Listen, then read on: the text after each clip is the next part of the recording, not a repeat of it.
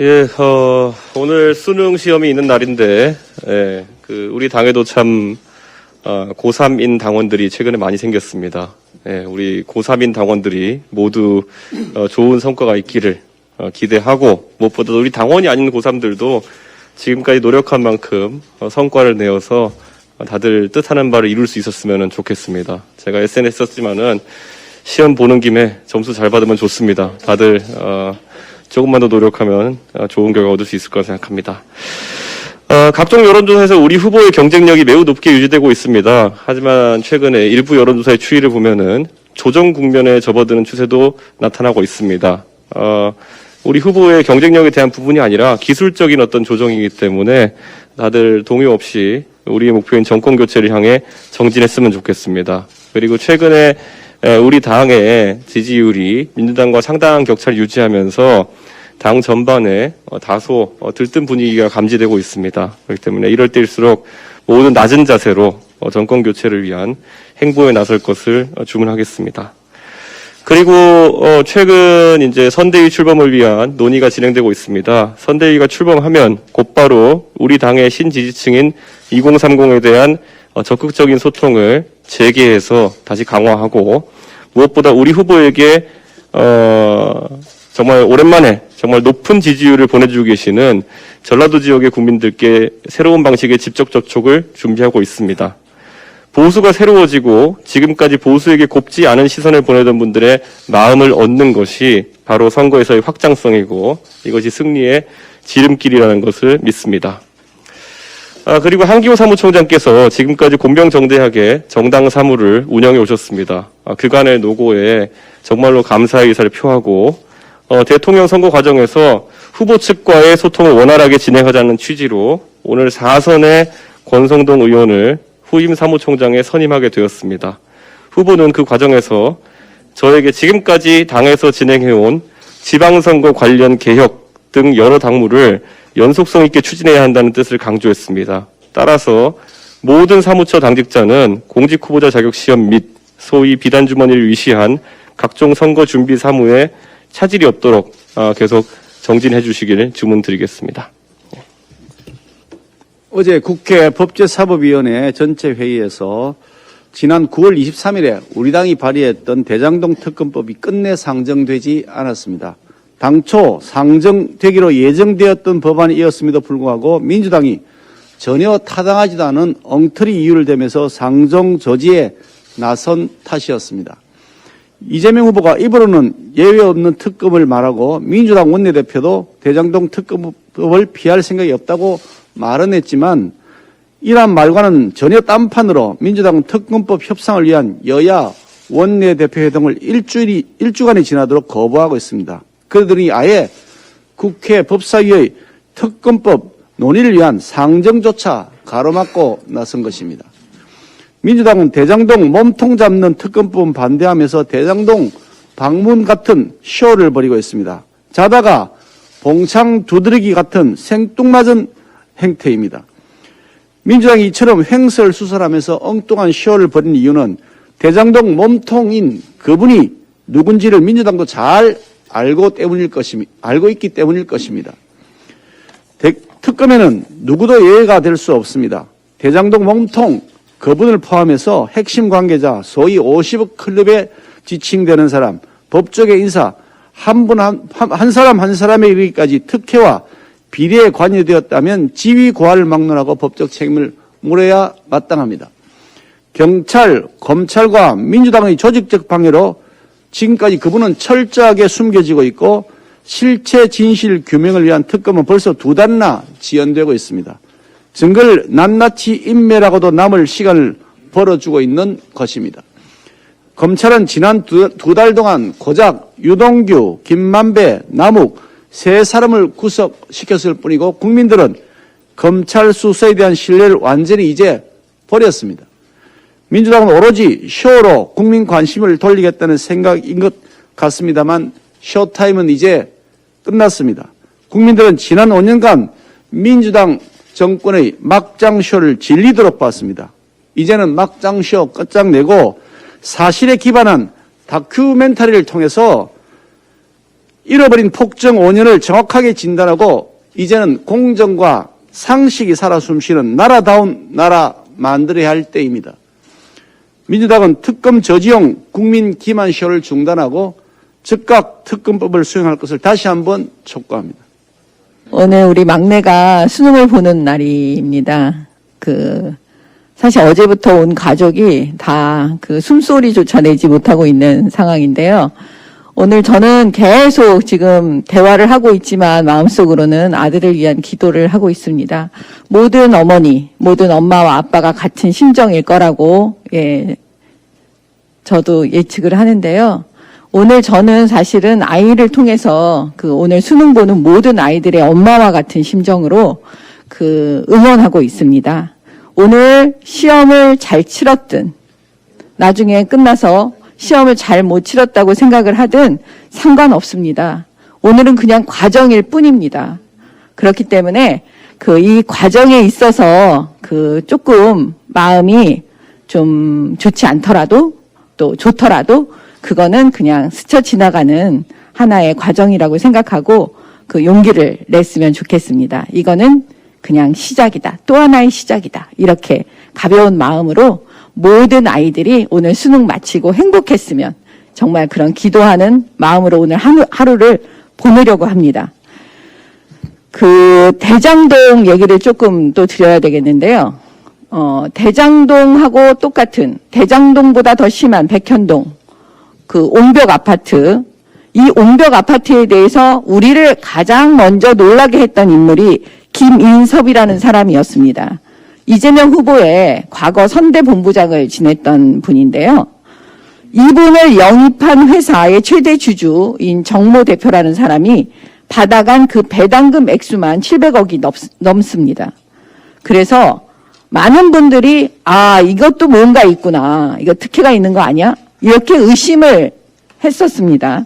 근데 또 하나의 지금 최측근이 또 이름이 거론되고 있어서 제가 또 놀랍습니다. 백현동 환경영향평가 의견을 제출한 단체가 성남의제 21이라는 단체인데요. 그 단체의 사무국장이 김현지라는 사람입니다. 이 김현지 씨는 이재명 후보가 경기도지사일 때 비서관을 지냈다고 합니다. 많은 분들이 최측근이라고 그렇게 얘기들을 하고 계십니다. 근데 문제는 뭐냐? 성남의제 21이라는 단체가 과연 환경단체라고 볼 수 있느냐? 여기에 대해서도 또 많은 의문을 제기하고 계십니다. 사실은 옹벽 아파트, 백현동의 옹벽 아파트는요, 그냥 일반인들이 보더라도, 저 붕괴가 우려되지 않아? 저 붕괴할 수도 있는데, 어떻게 저렇게 위험하게 아파트를 지었지? 라고 생각할 수가 있는 거거든요. 그러면 환경영향평가서에서 당연히 이 부분이 지목되어야 합니다. 붕괴가 우려되는 상황이니 어쩌고 이런 얘기가 나와야 되는데 이 성남의제 21의 환경영향평가에 낸 내용을 보면 그런 구절이 전혀 없습니다. 그래서 과연 김현지 씨는 여기에 어떤 영향을 미쳤을까 하는 기본적인 의심에서 출발하는 겁니다. 그래서 국민 여러분께서 그리고 많은 사실 전문가들께서 이거는 특검을 통해서만이 밝힐 수밖에 없다라고 말씀하시는 겁니다. 특검은 반드시 해야 합니다. 왜냐하면 그 안에 많은 우리 시민들의 눈물이 있기 때문입니다. 이상입니다.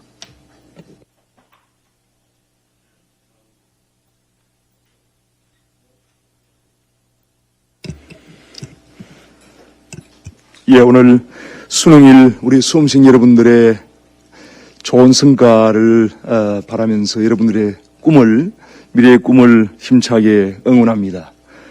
이제 대통령 선거가 111일 남았네요. 지금 문재인 대통령이 최근에 선거 중립을 지키겠다고 표명은 했지만은 그 울림은 아주 지극히 공허할 따름입니다. 민주당이 지금 이재명 표 금권 선거 예산을 관철시키기 위해서 기재부에 국정조사 압박을 하면서 관권 선거를 아주 노골화하고 있는데도 예산 편성을 가진 행정부의 수반으로서 문재인 대통령이 이러한 데 대해서 반대 의사를 표명을 해야 하는데도 뒷짐만 지고 지금 침묵을 지키고 있습니다. 승관이도 편향적인 잣대를 지금 들이대고 있습니다. 진중근 교수의 민주당 이재명 후보에 대한 그 비판에는 재갈을 물리고, 김어준 씨의 윤석열 국민의힘 후보 비판에 대해서는 아무런 조치를 하지 않고 있습니다. 공수처는 이미 윤석열 수사처가 된 지 오래입니다. 대통령과 정부의 선거 중립은 민주주의의 생명과도 같은 것입니다. 문재인 대통령은 말로만 선거 중립을 외치지 말고 선거 중립 의무 이행을 위한 확실한 조치를 해야 합니다. 문재인 대통령뿐만 아니라 국무총리와 선거주무장관인 행안부, 법무부까지 특정 정당의 당적을 보유했던 것은 역대 초유의 일입니다. 선거 중립을 보장하기 위해서는 중립내각 구성이 필수적입니다. 대통령과 국무총리는 민주당적을 버려야 되고, 전해철 행안부 장관, 박범계 법무부 장관은 적각 교체하는 것이 맞습니다. 문재인 대통령이 선거 중립 의무를 제대로 이행하지 않고 민주당과 정부의 관건 선거를 수수방관한다면은 민주주의를 지키고자 하는 많은 국민들의 큰 저항에 직면할 것임을 경고합니다.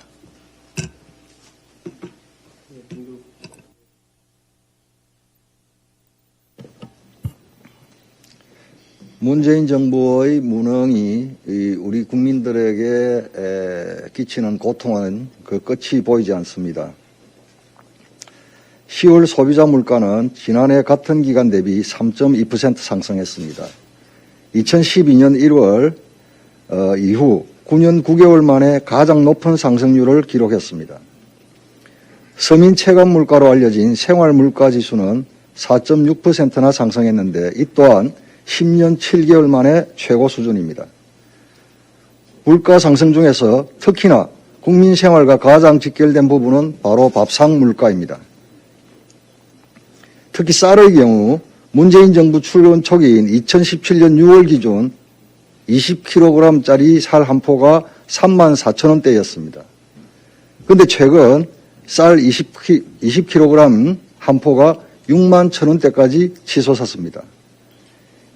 이뿐만 아니라 달걀 33.4%, 돼지고기 12.2%, 국산 쇠고기 9% 등 농축수산물은 물론 라면 11%, 빵 6%, 식용유 12.3%, 김밥 4.8%, 떡볶이 3.5% 등 가공식품, 외식 가릴 것 없이 오르지 않은 것이 없습니다. 김장철을 앞두고 소금 23.9%, 고추장 8.3% 가격마저도 상승하여 올해 4인 가족 기준으로 김장 비용이 지난해보다 5.8%에서 8.2%까지 올랐습니다. 식료품이나 외식 등 먹거리는 가격이 오르더라도 쉽게 줄일 수 없는 부분입니다. 소득은 제자리 걸음인데 먹는 물가만 계속 오르면 결국 서민과 저소득층이 극심한 어려움을 겪게 됩니다. 물가 상승률은 지난 4월부터 9월까지 계속 2%대를 기록했습니다. 그리고 10월은 심지어 3%대입니다. 이미 정부의 물가 관리 목표 2%에 비상등이 켜져 있습니다. 제1야당의 정책위 의장으로서 문재인 정부에 수차례 물가 안정 대책을 주문했습니다. 그렇지만 문재인 정부는 하반기에는 물가가 안정될 것이다. 하반기에는 물가가 안정될 것이라며 물가 관리에 손을 놓고 있었습니다. 오히려 물가 안정과 상반되는 현금 살포와 같은 무분별한 재정 확장 정책만 펼쳐왔습니다. 더욱 심각한 문제는 이러한 물가 상승세가 쉽사리 꺾이지 않을 전망이라는 것입니다. 그런데 이번에도 홍남기 부총리는 11월과 12월에는 그 정도 양상으로 가지 않을 것이라며 또다시 비현실적인 낙관론을 꺼내놨습니다. 국가적 물가 비상사태를 철저하게 관리해도 모자란 상황인데 이재명 후보와 민주당은 전국민 방역지원금, 전국민 소비쿠폰 지급 등 물가를 자극하는 또 다른 돈풀기마저 계획하고 있습니다. 물가가 오르든 말든 국민을 위한다는 명분을 앞세워 여당의 선거운동을 하겠다는 것입니다. 심지어 민주당은 이를 반대하는 기재부의 과도한 세수 수축의 오류를 빌미로 국정조사까지 운운하고 있습니다. 정부의 예산 편성권과 법을 무시하면서까지 이재명 공약 추진 자금, 여당 선거운동 자금을 마련하라며 정부를 겁박하고 있는 것입니다. 지금 정부, 여당이 관심을 가져야 할 최우선 순위는 치솟는 물가로 고통받는 민생 챙기기와 고물가로 인해 성장의 발목을 잡힐 우리 경제의 돌파구를 마련하는 일입니다. 문재인 대통령이 오는 22일 국민과의 대화를 진행한다고 합니다. 문재인 대통령은 대국민 시효가 아니라 서민 부담을 덜어주는 물가대책, 겨울철 물가 상승으로 고통받을 취약계층에 대한 보호대책 등 국민이 원하는 답을 가져와야 할 것입니다.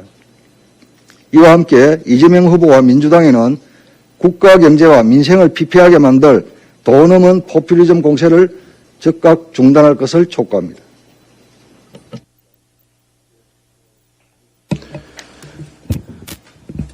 임종석 전 청와대 대통령 비서실장께서 강호에도 의리가 있어야 한다는 표현을 사용하며 이재명 후보 당선도 일종의 정권 교체라 표현한 여권의 일부 인사들을 에둘러 비판했습니다. 임 전 실장의 발언에서 이 정권이 얼마나 스스로 정신승리를 하고 있는지 알 수 있었습니다. 더욱 놀라운 점은 정치를 의리로 해야 한다는 임 전 실장의 시각입니다. 정치인은 국민을 바라보고 정치를 해야 하며 그것이 대의입니다.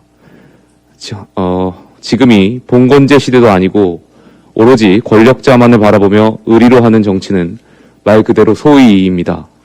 지난 4년간 문재인 정부의 실정이 국민들을 얼마나 아프게 했습니까? 문재인 정권 출범 초기 많은 국민들께서는 희망을 꿈꿨을 것입니다.